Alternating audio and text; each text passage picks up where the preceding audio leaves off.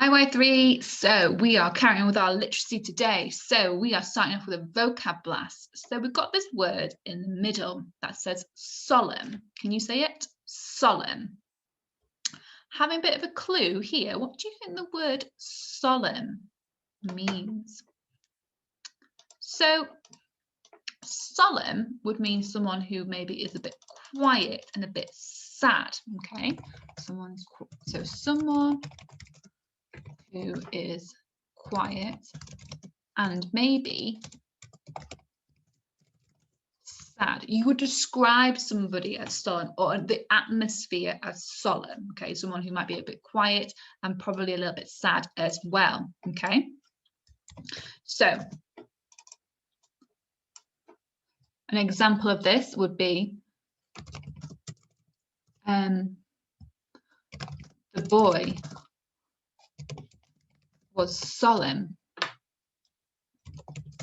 when he heard the bad news. Okay, so remember, if he's heard bad news, he's going to be quite sad about it. Okay, he's going to feel a bit low about it. And a non-example. So what do you think would be the opposite of solemn? Remember, solemn means when you're sad, when you're a bit quiet. Okay, so have a think about what you think what the opposite of solemn might be. So well done. So I would probably think that the opposite of solemn would be someone who was quite happy, someone who was loud, okay? Someone who was happy within themselves, someone who was happy about something or about someone. Okay, so today's word is solemn. Solemn. You say it. Good work. Okay, so we are continuing from our work that we did yesterday, which was all about adverbs and leveling our work. So our learning objective is to use adverbs and phrases to describe where, when, and how. So we've got our success criteria. I know adverbs describe. What do adverbs describe? Maybe if you have a quick peek at your at your learning objective, you might know. So well done if you said an adverb describes when, where, and how. Okay, so we had a go at that yesterday, didn't we? I'm going to do a bit of a recap of it today as well. So I can use adverbial phrases in my writing, basically adverbial openers or adverbial throughout your work at the beginning, the middle, or the end. And I can change where an adverbial word or phrase is in a sentence. So remember, not only just at the front, but you can come anywhere in the sentence. So, okay, before we have a sneak peek there. So, kind of a bit of reading today. Now, the last time we read this book, we had the children who were going to the big top tent, okay? And we had the children, didn't we? We had the children talking about this magic show. And we had some of the children who were very, very excited. We had little Mo, who was really excited about about the magic show. And we had Pete, who was probably not very nice to her, and said, magic isn't real, okay? And he like hissed at her, didn't he? Remember, if you hiss at somebody, it means that you do it in a not a very nice way. It means that you kind of do it you're saying it in quite a cruel way. And then we had Leon, who was their brother, who said, shh, magic is real as long as you believe, okay? And then we had this dramatic thing happening where all the lanterns went out and there was a loud hush and people were very excited. And they were waiting for the curtains to open, these big blue curtains with gold braids, okay, and waiting for them to part slowly. So let's carry on reading. Bang! 3 jugglers tumbled onto the stage to the pounding beat of a drum. Skittles flew fast and furious, back and forth, up and over. Trombones rattled louder and louder. Skittles spun higher and higher. The jugglers twisted faster and faster. Then bang! The skittles went up. But they didn't come down. Everybody cheered and clapped. The jugglers bowed and bounced away. Once more, there was only darkness. So In this section, we had lots of jugglers, and they were juggling. They were juggling, and they were juggling skittles. These are the things that they hold. You know, the things that jugglers juggle. They're called skittles, and people were really they were doing it really quickly, really loudly, and they were basically having a great time. Okay, and everyone just cheering and clapping. And then eventually they went off the stage, and there was darkness again. So on to this next section. Now one dim spotlight found of the barrel organ, still and silent on the stage. Now this down here is the barrel organ. Basically, it's a really old-fashioned piano. It has like steel pipes, and it makes like this big noise. So everybody held their breath. The handle began to turn, and there was no hand upon it. Note by note, the tinkling song of a carousel started to dance from the pipes. So normally with these organs as well, you'd have to use a pipe to a handle to turn it to make it start playing, and then so this handle was turning all by itself. I wonder how it was turning. Maybe it was by magic. Okay, so next bit. Look at that. Look at all those beautiful pictures. Up jumped a barrel organ monkey made out of wood and tiny hinges. He beckoned the moon to light the mechanical toys. The red-eyed crocodile snapped at the running boy's heels. The ballerina turned on her pink satin shoes. Painted animals paraded into the ark, and the flying machine lurched through the air, up, and over the moon. So as you can see, there's the monkey there, and there's the crocodile with the red eyes, and you can see the moon up in there. There's a unicorn, a beautiful. Oh, look how beautiful this book is! Absolutely stunning. And there's the ballerina as well, beautiful. And this is all that has come out from the organ, okay? And the barrel organ. So remember this thing here. It's all come out from that. Magical, wonderful, isn't it? So, next bit. At last, the barrel organ fell silent. No one stirred. For a moment, the tiny creaks of the mechanical toys cast their own spell. Then they slowed, jerked awkwardly, and were still. The solemn monkey took a stiff bow, and the curtains closed to a loud applause. Now, said Leon, edging forward in the dark. Now it's going to happen. Outside in the night, an owl hooted, and with a swish, the curtain opened. Poof! A cloud of purple smoke filled the stage, and there he was, Abdul Kazam. Sparks flew from his fingertips. Leon could smell the magic. So this is our magician, Abdul Kazam, and he has produced all these magical things that have come out from the barrel organ. See all these things, all from the barrel organ. This is all to do with a magician called Abdul Kazam.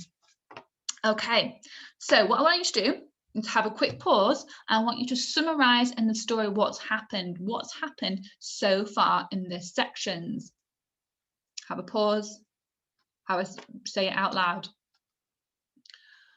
Okay, so what's happened is that basically there were loads of jugglers that came out from the start. So the curtains opened, there were jugglers, and they did their performing. People were cheering and clapping, and then the barrel organ started. So once they finished, the barrel organ had started to play, and it started to turn by itself, didn't it? And that we think that's probably by magic, don't we?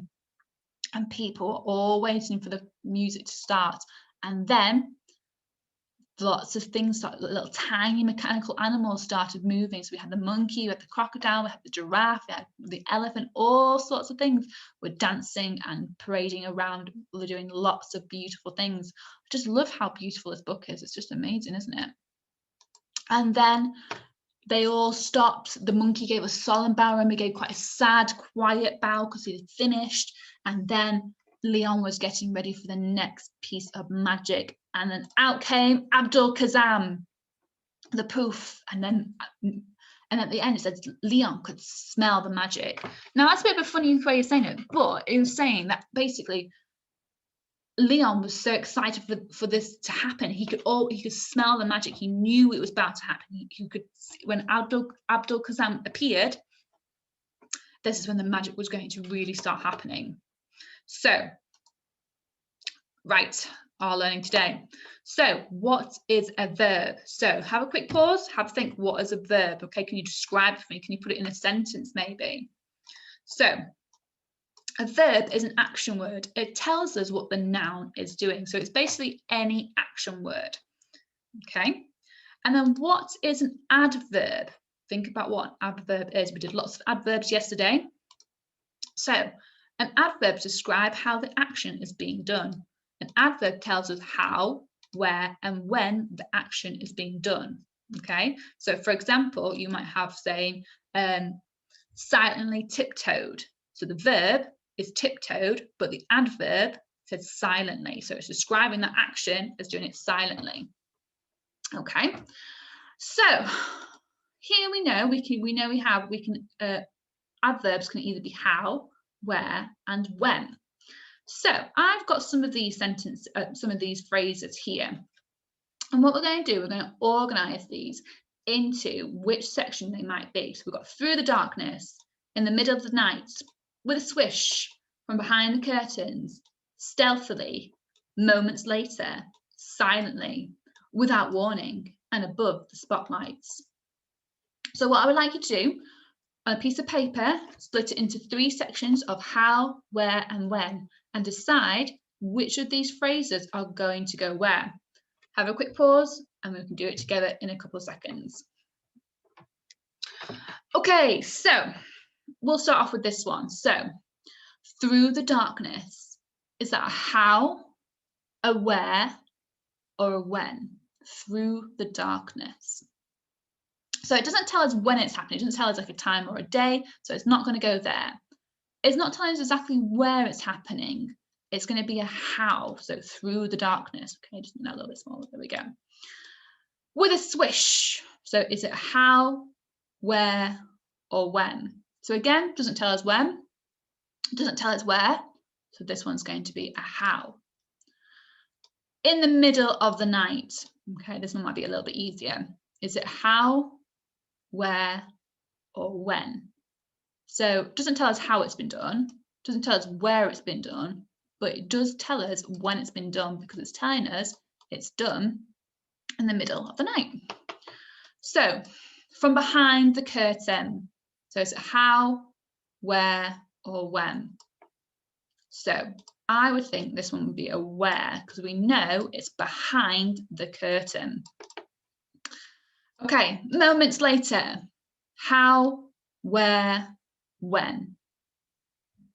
Well done if you said that this is a when adverb. Okay, so remember, moments later tells us a time that is. Without warning. How, where, when. Where do you think this one's going to go? Well done if you said it was a how, without warning. Remember, there was no warning given, so it doesn't tell us where it is, and it doesn't tell us when it is, so it has to be a how. Okay, so stealthily. Again, doesn't tell us when, doesn't tell us where, so it's a how. And silently, again, doesn't tell us when, doesn't tell us where, but it tells us how. And above the spotlights. So above the spotlights doesn't tell us how, but it does tell us where, okay, and it doesn't tell us when. So can you think of your own adverbs at home? To have a think, see if you can use any of these and try and change them a little bit. Would love to see what you use. So a French adverbial, remember, comes at the start of the sentence. It tells us again how, when, and where. How, when, and where. And after a French adverbial, there should be a special bit of punctuation. And it should be a comma. Well done if you said that at home. However, adverbs can come anywhere in a sentence, okay? It can come at the beginning, come in the middle, or at the end, depending on how you do it. So, what you're going to do, you're going to write the next bit of the story, okay? So, and but making sure that you use super adverbs in your work. Now, I've got some adverbs here for you. I've got some animals that you could, the tin animals that were coming from the organ. Got some really good verbs you can use as well, and some adjectives as well. And you've got the sentence starter at the start to help you start off. So now, one dim spotlight found the barrel organ, still and silent on the stage. Everyone held their breath. So I'm trying to think about what sort of things are going to come out from this barrel organ, okay? So we've got loads of things that from here. We can remember we've got the unicorn, we've got the ballerina, we've got the crocodile, the giraffe, the tiger. There's loads of things that you could be focusing on. So, do you know what? I might just get rid of this, because I know when I do this, it can just be a little bit annoying and get in the way. So, like that. Okay. So I'm going to start off with the fronted adverbial, okay? So from the darkness, remember, we need a comma. Bounded a spotted giraffe. That was the thing that caught my eye, the giraffe, okay? Bounded means basically like leaping, okay? It's going so quickly, it's bounded. So from the darkness, bounded a spotted giraffe on long, spindly legs. So you know how a giraffe has very, very long, thin legs? I'm basically describing what that giraffe looks like. I'm using those super adjectives. Okay, next section. I might have a look back again, see what I can spot. Oh, do you know what? After the giraffe, I'm going to look at this unicorn, okay? Just see what it looks like, see how it's moving. So it might be leaping, it might be galloping. Oh, I like the horn of it as well. So, next bit, okay. A mechanical unicorn with a spiraling. Remember, its horn is like, you know, it's all like spiraling gold horn. Trotted. So remember, trotted is like you know, like how horses walk, they like do a bit of a trot, don't they? Trotted elegantly. So I'm using this word elegant. So I've got elegant and I want elegantly. Remember, because that's an adverb as well. Elegantly through the stars.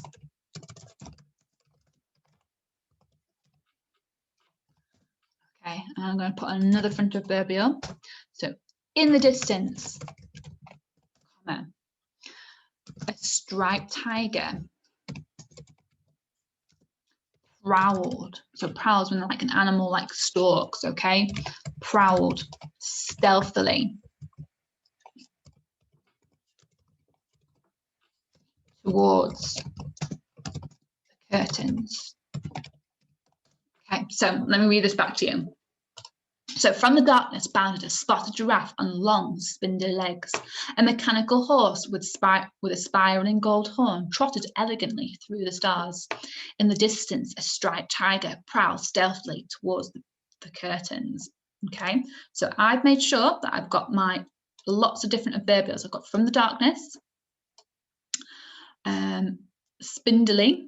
So this one isn't a fronted adverb, but it's because it's describing the legs. So the legs is the noun, and this is an adjective. Okay. So bounded, a spotted giraffe on long, spindly legs. A mechanical unicorn with a spiraling horn trotted elegantly through the stars. Now, elegantly is the adverb because it's describing the verb, because trotted is the verb, that's what it's doing, that's the action, and it's describing the action as elegantly. In the distance, remember that's a fronted adverbial, a striped tiger prowled stealthily towards the curtains. So stealthily is the adverb, it's describing how it's been done, which is the verb, which is the prowled. Okay, remember that's an action. So what I would love you to have a go at, make sure you use this to help you. Okay, let me just make this a little bit bigger actually. I'll put it on a separate page for you. It is also on the school website as well if you want to have a look at it on there. If you need just a little bit of extra help on there. So I've tried to think of as many adverbs as you can for you and some different animals. So I thought of a tiger, a clown maybe, a unicorn, a giraffe, a rabbit. There are loads of other animals on here. So make sure you've got the crocodile, you've got a camel, oh, you've got a bird there as well. You've got loads of things there, okay? So making sure that you use these adverbs to describe it and also using these really fantastic verbs as well and adjectives. You can magpie some of mine. I'm more than happy for you to magpie. If you need a bit more help as well, I have given a bit of a word frame for you as well. And I've tried to colour code it as best as I can for you so you can try and use these words in here. But I would love for you to try and have a go by yourself. Okay, so remember to send any work to me, which is y3willow@australia.byronwood.org. I would love to see it, okay? Because this is, I think your imagination and how beautiful this book is illustrated, you'll be able to send me some fantastic pieces of work, okay? I'm really looking forward to seeing it, and that's it from me today. Keep safe, keep well. See you later.